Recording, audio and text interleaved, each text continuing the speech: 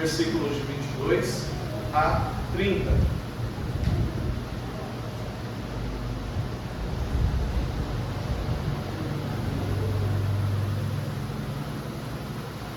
Diz assim a palavra do nosso Deus: Esposas, que cada um de vocês se sujeite ao seu próprio marido como ao Senhor. Porque o marido é o cabeça da esposa, como também Cristo é o cabeça da igreja, sendo ele próprio o salvador do corpo. Como, porém, a igreja está sujeita a Cristo, assim também a esposa se sujeite em tudo ao seu próprio marido. Maridos, que cada um de vocês ame a sua esposa, como também Cristo amou a igreja e se entregou por ela, para que a santificasse, tendo-a purificado por meio da lavagem de água pela palavra, para a apresentar a si mesmo como igreja gloriosa, sem mancha, nem ruga, nem coisa semelhante, porém santa e sem defeito. Assim também o marido deve amar a sua esposa como ama o próprio corpo. Quem ama a esposa ama a si mesmo, porque ninguém jamais odiou o seu próprio corpo. Ao contrário, o alimenta e cuida dele, como também Cristo faz com a igreja, porque somos membros do seu corpo. Até aqui a leitura da palavra do nosso Deus. Vamos ter mais um momento de oração. Senhor nosso Deus, a palavra foi lida e será anunciada aqui nesta noite. Senhor, o que nós te pedimos e clamamos a Ti é que o Senhor esteja conosco durante a exposição desta palavra. Ó Deus, fale os nossos corações e nos mostre o caminho que devemos andar. Deus, nós não queremos ir contra o Senhor, mas queremos aprender um pouco mais da Tua palavra e o que o Senhor quer dizer aos nossos corações.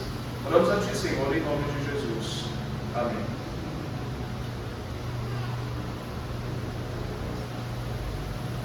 Meus irmãos, tem um filme muito conhecido chamado O Senhor dos Anéis. Tem uma trilogia icônica, e que no seu último filme, O Retorno do Rei, tem um momento que talvez nunca irei esquecer. Mas a trajetória do Senhor dos Anéis é muito simples. Existe um anel, e este anel é um anel que traz corrupção para a raça humana. E é um anel que quase ninguém consegue suportar carregá-lo. Senão, então, o escolhido, Frodo. Frodo, então, passa a carregar aquele anel em um colar aqui no seu peito. E o objetivo de Frodo é levar o anel até um vulcão e destruir o anel naquele lugar.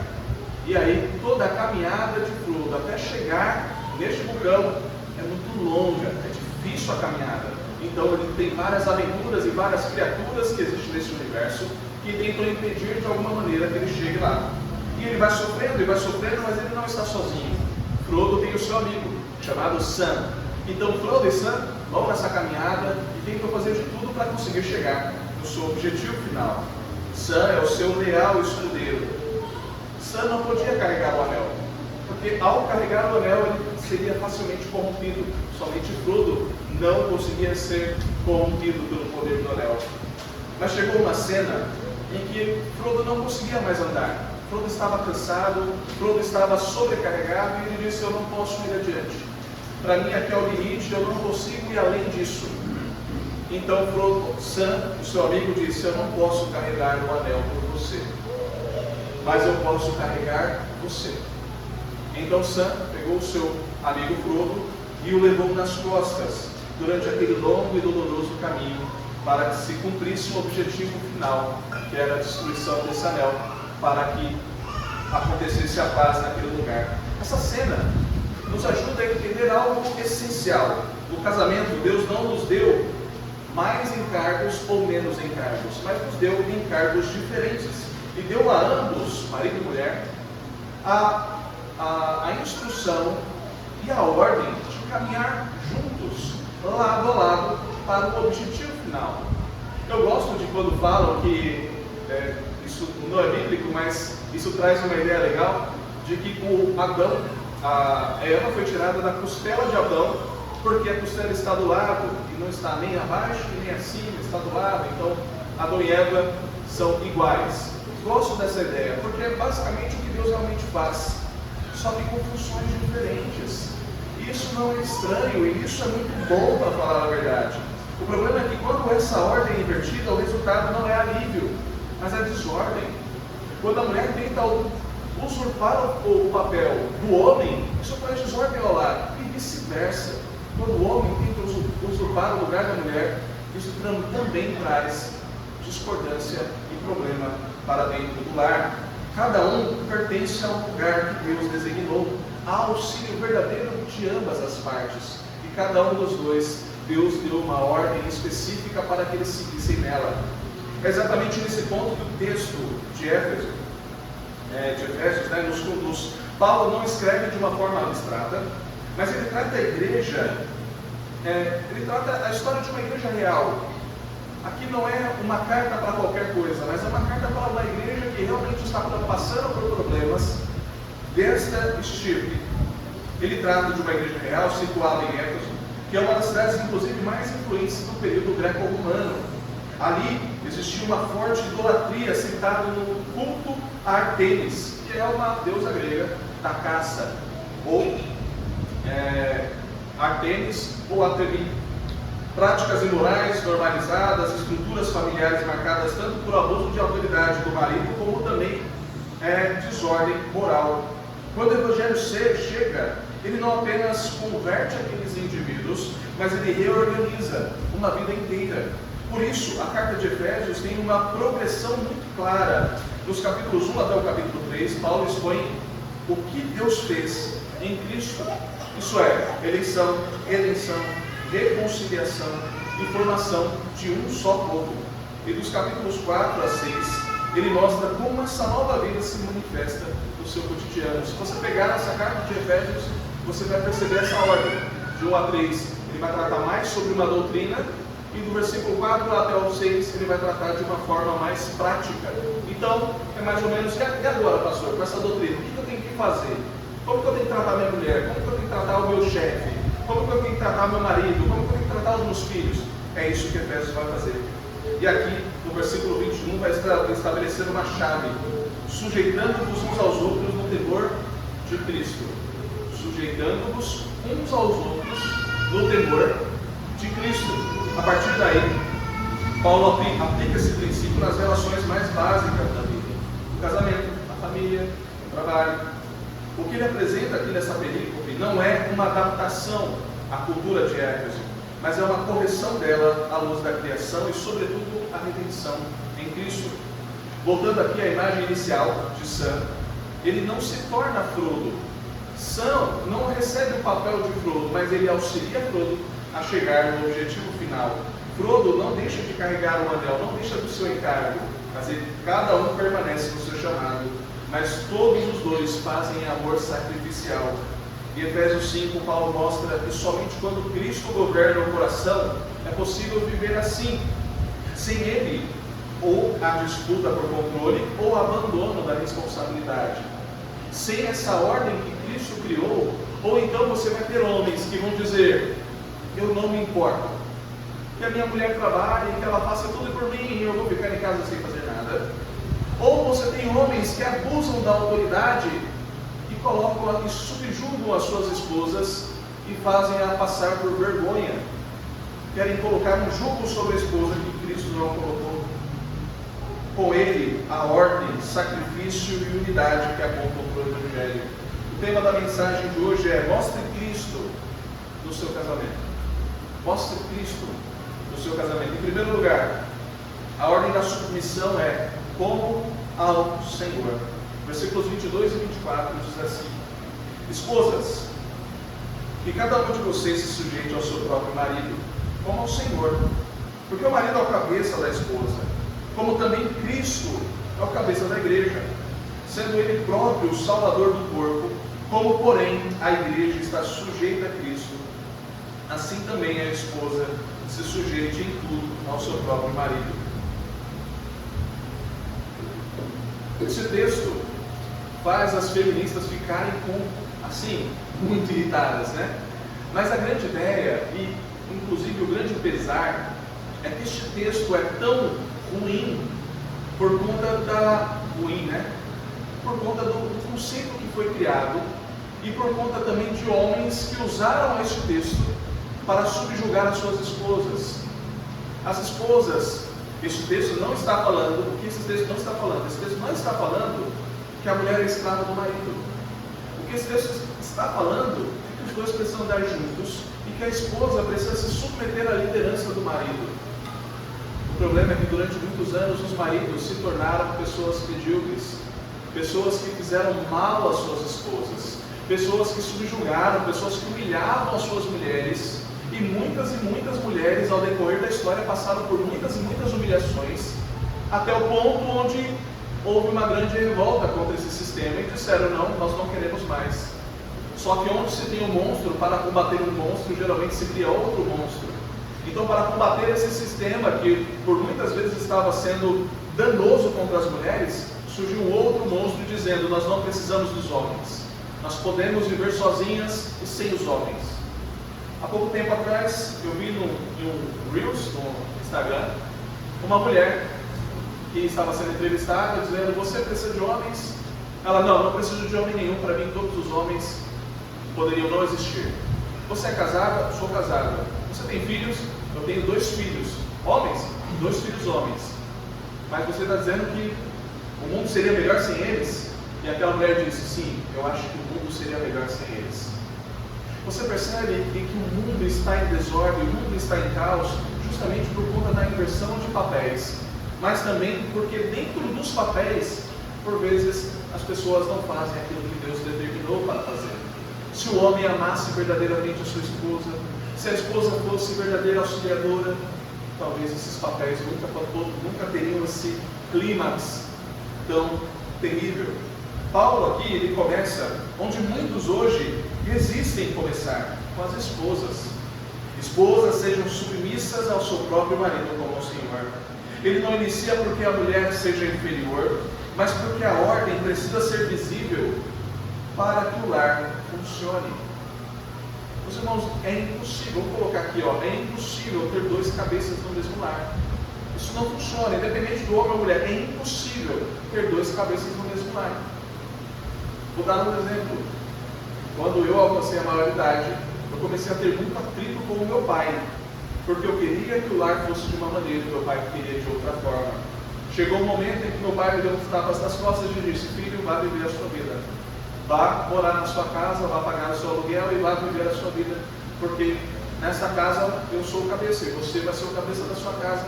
Nós não podemos continuar no mesmo lar. Olha só, por vezes nós precisamos entender, não tem como ter 2 lideranças guiando cada um para um lado, mas é preciso ter uma liderança. Esse é o princípio básico de qualquer administração, de qualquer lugar. Mas aqui Paulo ancora o casamento em algo anterior à cultura. Quando ele cita Gênesis 2:24, que é aquele texto que diz: por isso o homem deixa pai e mãe, se une à sua mulher, tornando-se os dois uma só carne. Ele mostra que a estrutura de uma só carne não nasce em Éfeso, nem em Roma, mas no próprio ato criador de Deus. Portanto, não está sujeito a uma revisão cultural. O homem e a mulher vão sim virar uma só carne, através do casamento. A progressão do texto é muito clara. A submissão da esposa está ligada à sua relação com Cristo. Não é adaptação cultural. O verso 23 explica: porque o marido é o cabeça da esposa, como também Cristo é o cabeça da igreja. E o versículo 24 conclui: assim como a igreja se submete a Cristo, a esposa deve se submeter ao marido em tudo. Deus estabeleceu uma ordem no casamento, e nós precisamos seguir esta ordem. Só que o problema é que não apenas, por vezes, a mulher não é submissa ao marido, mas por vezes o marido não quer ser o cabeça do lar. O que é ser o cabeça do lar? Ser o cabeça do lar não é dar ordens no lar. Ser o cabeça do lar é guiar o lar em direção a Cristo. Você entende isso? O grande problema é que por muitas vezes os homens são omissos às suas responsabilidades de sacerdote do lar. Eles são omissos à sua responsabilidade de levar a sua família a Cristo. Essa responsabilidade é do homem, é sua, meu irmão. Você não pode terceirizar essa responsabilidade. Você não pode esperar que a sua mulher seja mais espiritual do que você. Você não pode esperar que os seus filhos conheçam a Cristo sem você. Eles podem fazer isso, mas a responsabilidade pesa sobre você, meu irmão. Nós precisamos, meus irmãos, como filhos de Deus, obedientes à palavra dele, homens de Deus, guiar as nossas esposas em direção a Cristo. Esse é o nosso único objetivo na vida. Porque dinheiro a gente vai conseguir, casa a gente vai conseguir, provisão a gente vai ter. Mas se você não levar a sua família a Cristo, se você não lutar pela sua família, se você não lutar para a progressão espiritual da sua família, quem fará? Será que essa vida é tudo então? Então percebe que essa provisão vai muito além do que uma ordem no lar, mas vai de um marido que está guiando a sua família em direção a Cristo. É esta submissão que a palavra de Deus está trazendo ali. É esta submissão. O problema do coração aqui aparece muito rápido. A resistência à submissão não é apenas cultural, é espiritual. Tem orgulho, tem desejo de controle, tem desejo e medo de confiar. Não à toa, os homens decepcionaram as mulheres por muitos e muitos anos. É claro que as mulheres têm medo de confiar nos homens. E por vezes pela omissão masculina, isso tem se tornado cada vez mais frequente. Eu fico impressionado com a qualidade dos homens que nós temos tido ultimamente. Homens que têm se escondido atrás de tudo e qualquer coisa para não assumir as suas responsabilidades. Meu irmão, Deus te chamou. Deus te chamou e Ele está te capacitando. Deus te chamou para alguma coisa maior. Meu irmão, você não pode ficar escondido atrás da sua mãe. Você não pode ficar escondido atrás do seu pai. Você não pode ficar escondido atrás da sua esposa. Meu irmão, Deus te chamou para ser homem, homem de Deus, líder da sua casa, cabeça do lar, que vai conduzir a sua família para Cristo. Você tem feito isso? Quantos cultos você fez essa semana? Quantas vezes você chamou sua esposa para ler a palavra de Deus? Quantas leituras bíblicas vocês fizeram com seus filhos nesta semana? Você tem sido um homem de Deus, você tem sido um sacerdote do lar, você tem conduzido a sua igreja à verdadeira adoração dos santos. Que tipo de homem você tem sido? Muitas vezes isso aparece em coisas pequenas, em uma decisão sobre dinheiro, na educação dos filhos, no tom de voz numa conversa em casa. Mas a luta, meus irmãos, não é sobre quem manda mais, mas é para onde estamos indo. Qual é o objetivo do casal então? O objetivo é casar, cada um trabalha, e nós queremos conseguir o dinheiro, e nós queremos construir uma família, e o nosso objetivo final é ficar ricos com família e com dinheiro. Parece que esse é o objetivo da maioria dos brasileiros. Então, se esse é o seu objetivo, bom, você está no lugar errado. Você pode fazer todas essas coisas, mas o objetivo da sua família é tão somente prosperar financeiramente, prosperar academicamente, e não se importar com a sua vida espiritual, pode ficar tranquilo. Mas o seu lugar não é aqui. O homem cristão está mais preocupado com a proteção espiritual da família. Ele está preocupado se o seu filho, não se o seu filho vai passar em Harvard, ou se ele vai fazer o MIT, ou se ele vai fazer tantas e tantas faculdades, ou vai ser um médico, ou vai ter dinheiro, ou não vai ter dinheiro, ou vai ser bem sucedido, ou não. Mas a preocupação de um pai para o filho é: será que o meu filho é convertido? As nossas orações têm que ser para que Deus converta os nossos filhos, para que quando os nossos filhos chegarem à idade madura, ele possa aceitar Jesus como Senhor e Salvador e entregar a sua vida a Cristo, assim como nós entregamos. Este é o motivo da alegria de qualquer pai, qualquer cabeça do lar. Isso é um fruto maravilhoso do seu trabalho. Como eu almejo, meus irmãos, como eu espero por esse dia, em ver os meus filhos vindo aqui na frente dizendo: eu creio no que o meu pai crê, eu creio no Deus do meu pai, eu creio em Cristo Jesus, e eu confesso Jesus como meu Senhor e Salvador. Vai ser o dia mais emocionante da minha vida, e é para isso que nós lutamos. Cristo entra exatamente nesse ponto. A esposa só consegue se submeter como ao Senhor quando Cristo já governa a sua casa. Então não é uma submissão cega ao homem falho, mas é uma submissão consciente ao Senhor, que a comprou.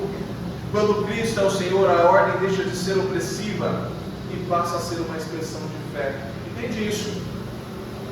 É muito difícil seguir ao marido, do lado da esposa, é muito difícil seguir ao marido que não segue ao Senhor. É muito difícil. Porque a esposa quer se submeter ao marido, mas o marido não quer se submeter a Cristo. O jugo fica fácil quando o marido também entende: eu não sou o cabeça, sou cabeça do lar, mas eu não sou o cabeça supremo. Existe Cristo e Cristo é o meu cabeça, Cristo é o meu guia, então eu caminho em direção a Cristo e eu vou guiar a minha família nesse caminho. Nesse caminho. Existiu um tempo onde cristãos verdadeiros pisavam por aqui. Existiu um tempo onde homens valorosos entregavam as suas vidas por amor a Cristo. Existiu um tempo onde homens entregavam as suas vidas pelas suas esposas. Onde estão esses homens? Você é um deles. A pergunta não é primeiro, veja esposas, a pergunta não é: meu marido merece que eu o respeite como cabeça do lar? Será que ele merece? Mas a pergunta é: eu estou obedecendo a Cristo? Você deve obedecer a Cristo. Mas e se meu marido me pedir para fazer algo que vá contra as Sagradas Escrituras, eu devo obedecer? Então, a prioridade é a palavra de Deus. Sempre. Então, se o seu marido estiver te levando para um caminho que não é a palavra de Deus, então você obedece aquilo que é primazia na sua vida. Mas se o seu marido está te guiando para algo que é a palavra de Deus, ou aquilo não é relevante para a sua fé, siga o seu marido. Coloque sobre ele a confiança, crendo que ele também confia em Cristo. Você precisa, esposa, examinar onde você tem resistido à liderança do seu marido e tratar isso diante de Cristo hoje, não com justificativas, mas com arrependimento. Muitas vezes o marido não consegue exercer o papel de cabeça do lar porque as esposas não querem deixar de cumprir esse papel. Então fica uma guerra, fica um puxando para um lado, um puxando para o outro e não chega a lugar nenhum. A submissão não é sumir e nem perder a voz, mas é usar a sua voz com piedade, buscando unidade, não vitória. Eu acho que um dos grandes problemas, inclusive, dos casamentos hoje é esta. Parece que existe uma competição dentro do lar. Então é quem fala mais alto, quem consegue mais. Eu não vou me submeter a isso. Não, isso aí você está falando, mas eu não vou acreditar. Então fica um puxando para um lado, outro puxando para o outro. Mas quando, na verdade, o nosso Senhor nos chamou para sermos unidos. Ser uma só carne é ser uma só carne. É uma só carne. Por vezes eu vejo casais com medo de um olhar o celular do outro, com medo de um ver as coisas do outro. Não pode entrar no meu Instagram, você não pode entrar em tal lugar, você não pode ter a minha senha, você não pode ver tal coisa, as minhas finanças são essas, as suas finanças são essas. Então tudo é dividido, e tudo é suspeito, e tudo é reservado. Não existe isso diante de uma família do Senhor. Se o Senhor disse, vocês são uma só carne, então como pode ter uma divisão entre vocês? Isso é meu, isso é seu. Não existe isso. Se você quer coisas suas, então fique solteiro. Se você quer viver para si mesmo, então viva solteiro, não tem problema nenhum. Faça como Paulo, viva a sua vida inteira solteiro. Mas se você quer casar, você vai ser uma só carne com seu marido e uma só carne com a sua esposa. E o caminho de vocês é em direção a Cristo. Esse é o objetivo do lar. Deus tem confiado uma missão a você, que é pai, que é mãe, de orientar os seus filhos e fazer com que eles cresçam em direção a isso. Mas os filhos não são o supra-sumo do lar, de forma alguma. Diga repetidas vezes ao seu marido, diga repetidas vezes à sua esposa: eu te amo mais do que eu amo os meus filhos. Eu te amo mais do que eu amo a minha mãe, eu te amo mais do que eu amo meu pai, porque você é um comigo. E por vezes, existem brigas no casal dizendo: não, meu filho é tudo para mim. Meu marido fica com o que sobra. Meu filho é tudo para mim, minha esposa é secundária. E os filhos crescem, vão embora e você fica com aquele que foi secundário na sua vida a vida toda. Não é secundário, é uma só carne. Vocês são um. Deus chamou vocês para serem um. A sua postura em casa revela a confiança em Cristo ou necessidade de controle, meu irmão. Você tem se colocado à disposição a Cristo. Você tem colocado com submissão tudo o que você faz na sua casa, por tudo que Cristo disse que você tem que fazer. Em segundo lugar, o padrão do amor. Como Cristo amou a igreja? Como foi que Cristo amou a igreja? Versículos 25 ao 27. Maridos, que cada um de vocês ame a sua esposa, como também Cristo amou a igreja e se entregou por ela, para que a santificasse, tendo purificado por meio da lavagem de água pela palavra, para apresentar a si mesmo como igreja gloriosa, sem mancha, nem ruga, nem coisa semelhante, porém santa e sem defeito. Agora Paulo, ele se volta ao marido e o peso aumenta. Maridos, amai vossa mulher como também Cristo amou a sua igreja e a si mesmo se entregou por ela. Paulo aqui está definindo o papel de maneira muito clara, à luz de Cristo. No mundo greco-romano, o marido tinha autoridade quase que absoluta. Paulo mantém essa linguagem de liderança, mas transforma ela completamente ao exigir um amor sacrificial do seu marido. Veja, naquela época greco-romana, o que eles acreditavam o marido é o líder da casa. Isso aí eles estavam de acordo. Mas o marido é dono da esposa. E ele não precisava amar a sua esposa dessa forma. Mas o que Cristo diz é: ame a sua esposa como Cristo amou a igreja. Homens, não fujam disso. O que o Senhor está falando aqui é: você precisa amar a sua esposa de uma maneira sacrificial. Cristo morreu pela igreja. Cristo teve suas mãos perfuradas. Cristo foi cuspido pela sua igreja. Cristo foi pendurado numa cruz e morreu naquela cruz pela sua igreja. E por vezes o homem não tem coragem de lavar uma louça para a sua esposa. Às vezes o homem não tem coragem de aliviar o fardo da sua esposa. Por vezes o homem, ele não tem coragem de tomar uma atitude em favor da sua esposa, demonstrando o seu amor para com ela. Quem dirá morrer por ela? É muito lindo você escrever uma carta de amor dizendo: eu levaria um tiro por você, eu atravessaria o mar nadando por você, eu pegaria uma lua do céu e daria só para você, quando nenhuma dessas coisas é verdade. Mas Cristo fez isso por você. Cristo subiu naquele calvário por amor a você. Cristo se derramou naquela cruz por amor a você. E o que Cristo está dizendo aqui é: maridos, por meio de Paulo, maridos, vocês precisam fazer isso com as suas esposas. Esse amor que vocês têm que ter para a esposa de vocês, amá-la como Cristo amou a igreja. Agora eu pergunto para vocês, pensa nisso: se o marido amar a sua esposa da mesma maneira que Cristo amou a igreja, com esse amor tão profundo e tão intenso, vai ter alguma dificuldade da esposa ser submissa a esse marido? Não tem dificuldade de você ser submisso a alguém que você tem plena convicção que te ama, que quer o seu bem, que vai lutar por você, que vai brigar por você e vai estar junto com você. Mas esse amor precisa ser verdadeiro em todos os atos da sua vida. E a maior prova desse amor de marido para com a sua esposa é quando ele se entrega e leva a sua esposa a conhecer a Cristo. É quando ele se importa mais com a fé da sua esposa, ele se importa mais com o amor que a sua esposa tem por Cristo, do que o amor que a sua esposa tem por ele mesmo. Nós precisamos, meus irmãos, constantemente nos lembrar que nós fomos chamados para sermos sacerdotes do nosso lar.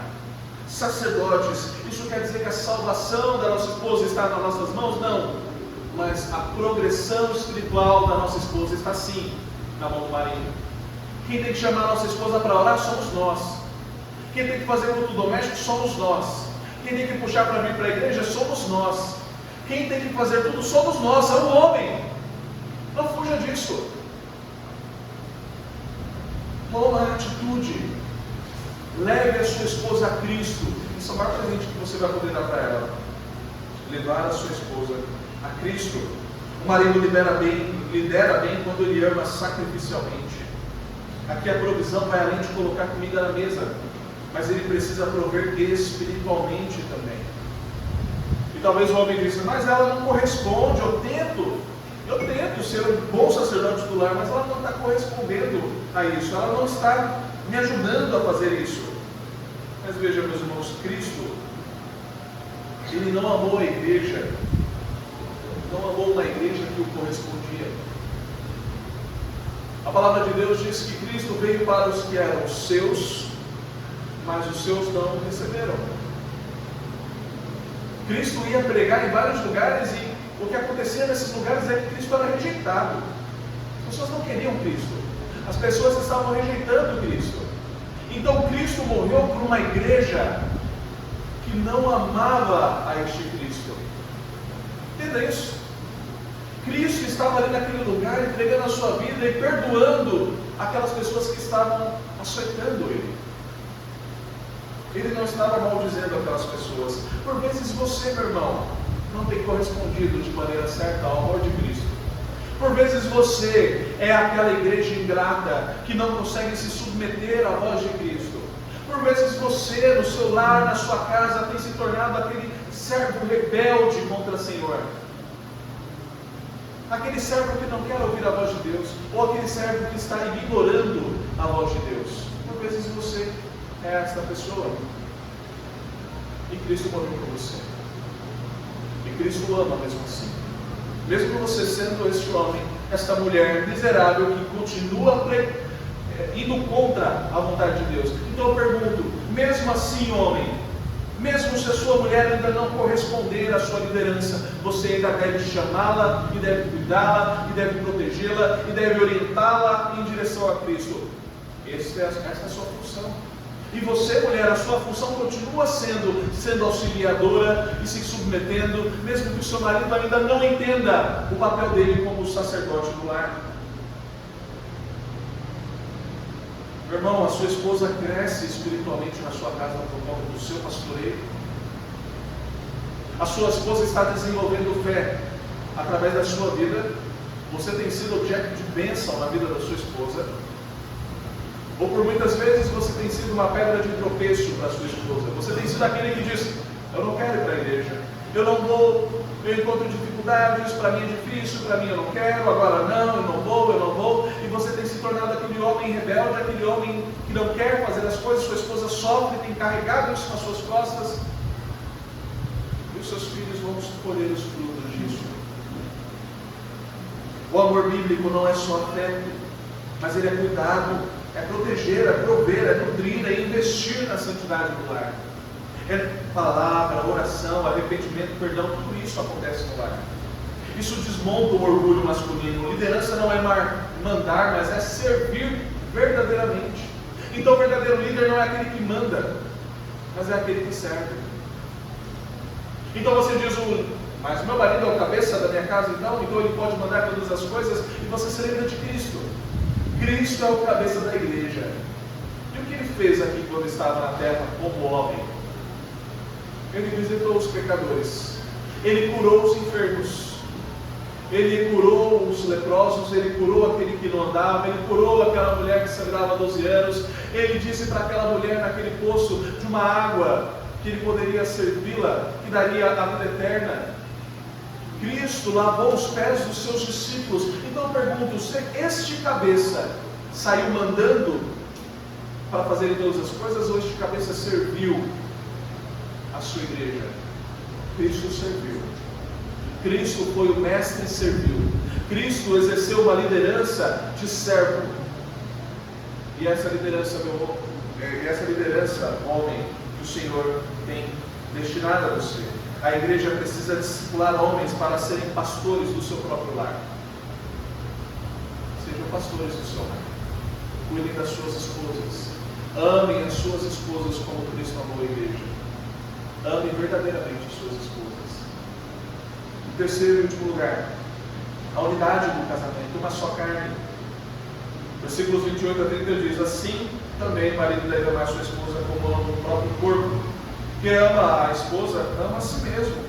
Porque ninguém jamais odiou seu próprio corpo. Ao contrário, o alimenta e cuida dele, como também Cristo faz com a igreja, porque somos membros do seu corpo.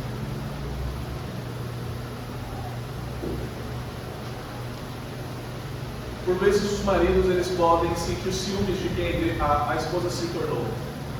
Talvez a esposa comece a crescer muito. Então a esposa faz um mestrado, faz um doutorado, e o marido não. Então ele se incomoda com aquilo. Ele diz: minha esposa está prosperando e eu não estou. E aquilo pode causar alguma aflição no seu coração. Ou então a esposa está ganhando muito dinheiro e ele não está ganhando essa mesma quantidade de dinheiro. Ou então a minha esposa está passando por tal coisa, está feliz e eu não estou da mesma forma.